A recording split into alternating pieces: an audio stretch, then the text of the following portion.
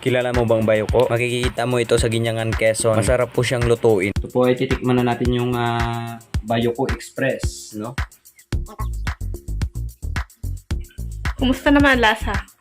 Ang sarap. Panoorin mo kung paano lutuin ng masarap ang bayoko. First time ka ba makakita nito? Unique po ito makita sa Ginyangan, Quezon. At niluto nga namin, tinawag ko siyang Bayoko Express. Solido at sobrang sarap po talaga ng Bayoko Express, mga kaludi. Nung first time ako makatikim nung 2017.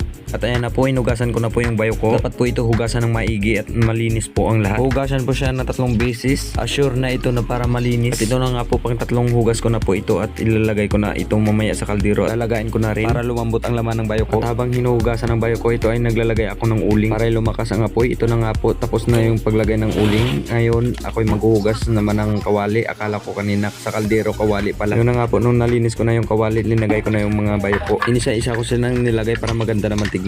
O diba, tapos na. Nilagyan ko na nga ng tubig para isalang sila. Tapos ko nang lagyan ng tubig, ito pinakuluan ko na. Yun, diba, kita nyo naman na dila-dila siya. Yun nga po, natuluyan na silang namatay. Yun po, kumulo na. Tinakloban ko ang kawali at binuksan ko ulit. Hinalo-halo at saka kumuha ng tinidor at tinisting ko ito. Kung talagang malambot na ba talaga ang bayoko. Yun na nga po, luto na at kinuhaan ko na ng tubig. Hinugasan at tinanggal sa kanyang shell. Matapos kinuha sa kanyang bahayan. At kinuhaan po namin ito ng pagkain sa kanyang tiyan. Binukod na namin yung dila-dila niya kasi yun talagang malinis at lulutuin namin. Yan po, nakita mo ba ba yan? Yan po yung ngipin niya. Yan po ay tatanggalin talaga. Yan po, nakaprepare yung asin dyan po yan lalamasin para mawala ang kanyang anghit. Este pala yung amoy. Ayan na nga po, tapos na po yun sa pagtatanggal ng amoy. Pupunta na naman ako sa labas at magbabalat ng niyog. Ito na nga po, nagbabalat na ako ng niyog, 2 piraso ho. Medyo nahirapan ako dito sa pagbalat. Natapos ko din siyang balatan. Ito nga ho, 2 piraso para natulato. Dahil nagalit nga ako ay biniyak ko na talaga. Ito na nga po, biyak na silang 2. Ito ngayon oras naman magkayod. Ang sarap magkayod ng kasamang mahal. Natagalan ako dahil 2 buo po yan. Habang ako'y nagkakayod, pinagayat ko na ang sobrang liit ang bayoko. Habang ginagayat, parang natatakap na ako. Salamat nga pala sa nagayat, lalo na sa aking mahal. Talagang tinadtad ang pinong-pino yan. At habang tinatad, lumabas ang aking camera girl. Yun nga po, nakita ako sa camera, malapit na akong matapos sa pagkayod. Medyo ako natagalan sa pagkayod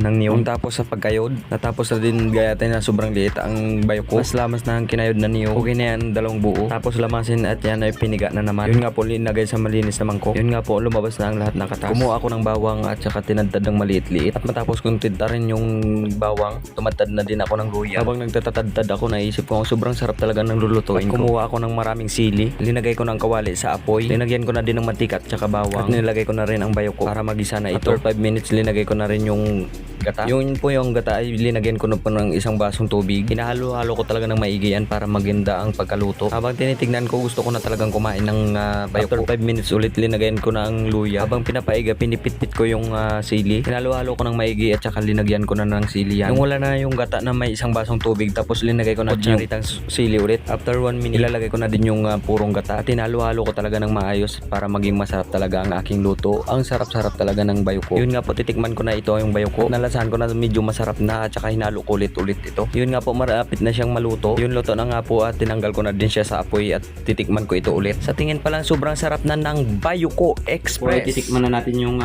Bayoko Express, no? Yan po.